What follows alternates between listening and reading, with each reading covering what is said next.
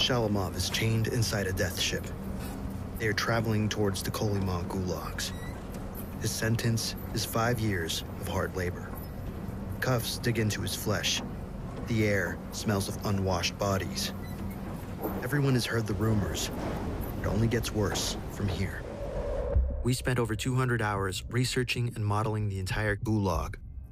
After 12 days, the engine hum fades into silence. They have arrived at Nagaevo Bay, a key hub designed to help distribute prisoners to one of the 80 gulags located in the region. After a head count and registering his arrival, he's taken to the bathhouse. Here, Shalamov's head is shaved. He is given a new set of clothes. A number replaces his name. Prisoner B4835 has been inked to the back, chest, knee, and hat of his new clothes, so guards can read his name from any angle. He is no longer a writer. He is only a traitor. After several weeks, Shalamov is loaded onto a truck convoy to make the journey deeper into the Kolyma wilderness. They arrive at the camp. Shalamov looks around at his surroundings intensely. Not all camps are the same. Some are far more deadly. But at this moment, it's impossible to tell. This camp holds just under 1,000 prisoners in total. At the heart is the assembly ground and canteen. On the left are 4 prisoner barracks. In the top right is the camp hospital.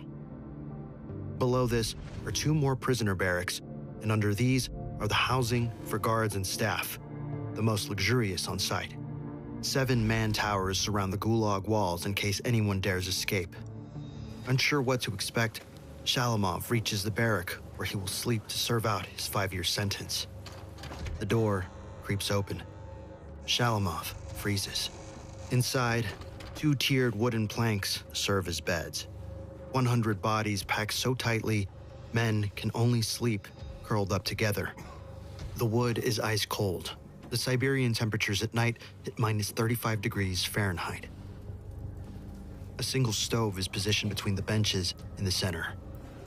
There are books for prisoners to properly educate themselves about the Soviet regime. Shalamov is shown his bunk, on the first level near the door.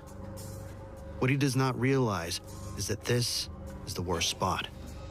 Furthest away from the heater, multiple cold drafts seeping through from the outside.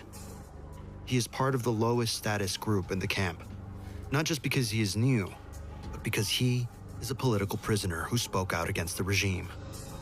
If Shalamov wants to see his wife and daughter again, he must survive. Shalamov marches 6 kilometers to the first station of the day. But he has a problem. Yesterday's failed quota cut his rations to a scrap of bread. If he fails today, he will face the same punishment. As Shalamov walks, his stomach moans. In here, food isn't food. It's energy. And he needs to plan his expenditure for the 15 hours of work. But Shalamov can't slow down production too much. The only way to stay alive in the Gulag is to show you have use. The mine entrance opens ahead, and the group walks inside. They trek deeper into the ground. The smell gets stronger, a mixture of dust, damp stone, and metal. Most prisoners are equipped without helmets, gloves, or boots. Safety protocols are non-existent. Since authorities realized that exploiting Siberia's rich lands could quadruple the country's gold production, human life no longer mattered. So long as Joseph Stalin can fund the Soviet Union's rapid industrialization with these rich lands, prisoners are tools for labor and nothing more. Steam injectors are ignited. Fire and pressure hiss against the frozen earth, slowly thawing the surface. Frostbite on toes and feet is frequent. Many prisoners have breathing problems due to dust and poor air quality. A guard walks over. Prisoners are assigned 150 carts of ore and stone. The group is made of 10 men. That means 15 carts each, the standard winter quota. On full rations, it's brutal. On Shalamov's low energy, it's nearly impossible. He grips his tool. The handle vibrates with each swing, sending pain through his bones. stone clatters into the cart. One law governs this place: produce or die. After 3 hours, it happens. In the corner of his eye, he sees a prisoner pushing a cart. He's wobbling, too weak. Suddenly, the man slips. Shalamov looks over at the guards. Their responses can be unpredictable. But it's clear this man is a goner. He has run out of energy. Some men injured themselves on purpose. A chance at the hospital, much better conditions, and the warmth. A chance to rest and be treated. But the guards might decide he is not worth the hospital's resources. The guard raises his rifle. Shalamov has seen this moment many times. Each month inside, the hostility has felt like it's escalated. Before, the camps were a brutal existence, but still livable. Now, they are deadly. Stalin wants to secure total control of the Soviet Union. 1936. That's when it started. A wave of arrests, trials, and executions against anyone who dared to oppose him. Most of them were sent to the Gulags, not only to suffer, but to spread fear among the rest of the population. The Great Purge has officially begun. The guard watches the man struggle for a moment longer. He lines up the shot. One less man. The quota stays the same. 15 carts each is now 16 and a half. Shalamov swings again, because if he stops, he's next. As each hour passes, the day only becomes more difficult. Shalamov is about to discover the true hierarchy of the Gulag. Prisoners who have just as much power as the guards. While researching these prisoners, we used many websites. Sites like these used to cost thousands of dollars to make. But with Odoo, building one is completely free. Odoo is an all-in-one software for managing your entire business, combining over 45 apps into one. Whether that's sales, projects, or website building, Odoo has it all. To show you how easy it is, I'm going to build a website before the end of this ad read. First, select the Website Builder app. Configure it by defining your type of site, industry, and goal. Add your logo or choose a color palette. Then select any web pages or features you want. Finish by choosing a theme from Odoo's extensive range. Just like that, you have a fully functioning website. No technical coding skills are required. Simply drag and drop different blocks. You can customize the layout by changing text, color, images, and even adding animations. Odoo allows you to create your website at zero cost with their free first app offer, including unlimited hosting and support. It also comes with a free custom domain for an entire year. This is the website I quickly built about Soviet Gulags. Try your first app for free by using the link, which you can also find in the first pinned comment in the description below. Shalamov senses someone beside him and glances to his side. He looks away immediately. This man is not your average prisoner. It's Oleg. He is a Blatnoy. Convicted criminals like murderers and thieves have the highest status of the inmates. Guards make their own lives easier by letting gang members control other prisoners. And Shalamov is the perfect target. While a convicted criminal is seen as a product of their poor circumstances, a political prisoner is classed as irredeemable. Shalamov completes his next cart. 10 more to go. But his energy is slowing down. Shalamov swings until his shoulders burn. Every strike drains him and feels like the last. He keeps his eyes down. Attracting attention here is fatal. His daughter's face flickers in his mind. Heavy footsteps start walking closer. Shalamov starts getting flashbacks. It was a normal night in the barracks. The men sat around to play a card game. Oleg demanded Shalamov's friend's sweater. It was the last gift his wife had given him before the arrests. He refused. Oleg stabbed him and tore the sweater from his lifeless body. For criminals, stealing is not a crime, but a right. Shalamov lowers his eyes. It's him. His heart starts to pound. Suddenly, the footsteps stop. For a moment, nothing. Oleg looks at Shalamov and speaks. You'll work for me. His voice is calm, final. Both quotas, mine and yours. Shalamov feels his knees weaken. One quota is already hard to fulfill. 33 carts within a morning is impossible. But refusal means a knife in the ribs. Or worse. And yet, the most grueling quota of the day is still to come. The whistle blows.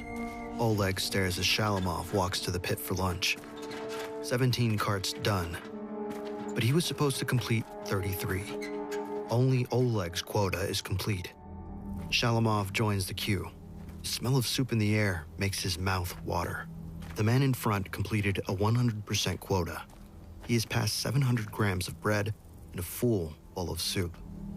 With Shalamov's punishment rations, he only gets half of that. Shalamov moves to sit with the other prisoners to eat, but they walk away keeping their distance. Other non-political prisoners don't want to be seen associating with Shalamov in case they are accused of conspiring. The guards will look for any excuse to add more years to a prisoner's sentence. Shalamov swallows the soup. He looks at the stale bread. Next, he needs to survive the second workstation. He slips it into his pocket. A prisoner starts walking towards Shalamov. It's Dmitri. He sleeps on a nearby bunk, and they've spoken together about the outside world, what their sentences were for. Many years ago, Shalamov wrote a short story that criticized the Soviet government. For that, he served 3 years to forced labor. But once your name is marked as an enemy of the regime, it leaves a permanent record. Years later, the secret police arrested him again, but without any new evidence, sending him here. Dmitri extends his hand. In it is his piece of bread. Shalamov takes it. Hope. If he ever has the strength, he will repay the favor. A whistle blows. Lunch is over. The men need to march 2 hours to work on the highway. It's nicknamed the Road of Bones for a reason. Around him, prisoners have been reassigned from gulags all over the Soviet Union. There are over 30,000 camps in total in the USSR. 80 of these are in the Kolyma region. Norilsk to mine nickel, Vorkuta to dig coal, Magadan for the sea route. Some are massive, holding over 25,000 prisoners, while others are far smaller. In the next workstation, it's rumored that over 100,000 men are buried beneath the ground. Shalamov does not doubt it. By sunset, he might join them, the hardest station of the entire camp, with no shelter, exposed to the full brutality of the Arctic. The guard ahead stops. Either they have arrived, or a man will be shot for trailing behind. The road they are walking on stretches for nearly 2,000 kilometers. It's the only way to transport the rich minerals out of the area, meaning it gets dug, whatever the cost. The guard at the front shouts orders. Every prisoner must shift 5 cubic meters of frozen soil, roughly 5 carts. But with Oleg's quota, Shalamov must do 10. The permafrost is so hard, dynamite sometimes fails to crack it. He slams his pick into the ground. Each blow is weaker than his last. Below the finished sections are the bones of the many prisoners sent to construct it. Due to frozen soil, it's far easier to bury the bodies in the embankment rather than digging fresh graves. After 3 hours of work, the second cart is complete. The pickaxe slams into the ground once more and breaks. For a moment, he only stares at the broken tool. His hands tremble. The guard is already walking towards him. Shalamov is thrown to the ground, blow after blow. It feels as if the pain will never end. The guard steps back. Shalamov knows the rule. He needs to stand now, otherwise he will be seen as too weak to work. He shakes as he gathers the strength to get up on one knee. The guard walks over and hands him a smaller tool. It will take twice the effort, twice the calories. So long as Shalamov is digging, he's still useful. Hours pass by. Shalamov has completed 6 carts, 5 for Oleg, 1 for himself. He notices something in his pickaxe. The handle is splitting. If it breaks again, so will he. Worse still, the sun is setting, temperatures dropping. Deep down, he knows. Just one more incident might be his last. A guard watches Shalamov. The sky darkens and wind howls across the valley. Every fiber in his body wants to stop. He raises his pick and strikes the ground. A whistle blows. This station is over, but the workday is not finished.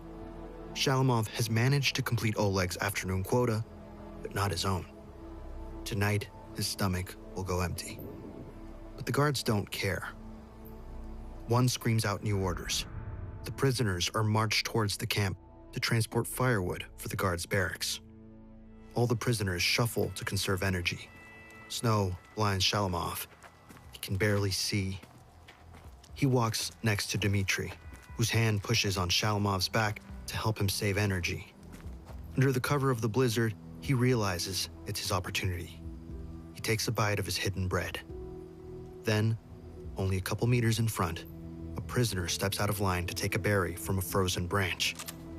The sound of a rifle cock. Inside, the rule is clear. The first shot is a warning. The second is to kill. The guard fires a shot. Shalamov checks to see if the prisoner has gone back in line. What he sees fills his body with dread. The man is lying on the floor, dead. The guards are normally fast to fire the second bullet, but this time, the guard decided to completely ignore it. Shalamov feels nothing. The prisoners are well aware of the guards' power, but the guards take every opportunity to remind them. He keeps walking. Other prisoners push past. Shalamov is falling behind. Failing to keep up with the group is a death sentence. The thought of this next station plays with the mind. A reminder of things once taken for granted. Now, luxuries forever out of reach. A guard screams at the group to stop.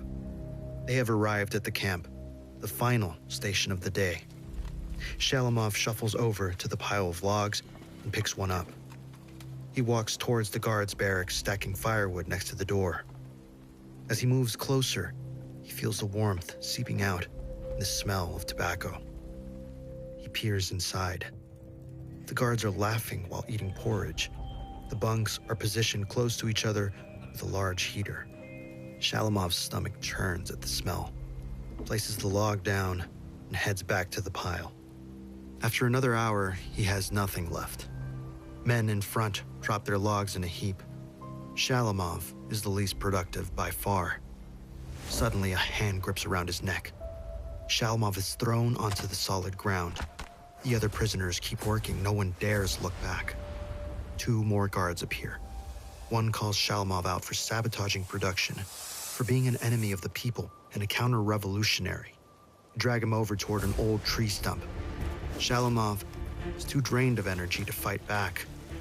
A guard orders the other prisoners to come over and watch. He is forced on his knees. A rifle slams into his back. Shalamov falls. The guards pull him back to his knees. With blurry vision, Shalamov looks at his breath clouding the air. He knows what's coming. A cold barrel presses against the back of his skull. Guards standing around, smirking. Shalamov closes his eyes. He tries to envision the faces of his wife and daughter, but nothing. The trigger pulls. No bullet. The snap of an empty chamber. The guards burst out laughing. One kicks Shalamov onto his side. They jeer, mocking the broken prisoner at their feet. Maybe death would be better. Shalamov lies, slumped in the snow, alive. He drags himself up and stumbles back toward the barracks. Tonight, he starves. But deep down, Shalamov has hope. He can no longer see their faces.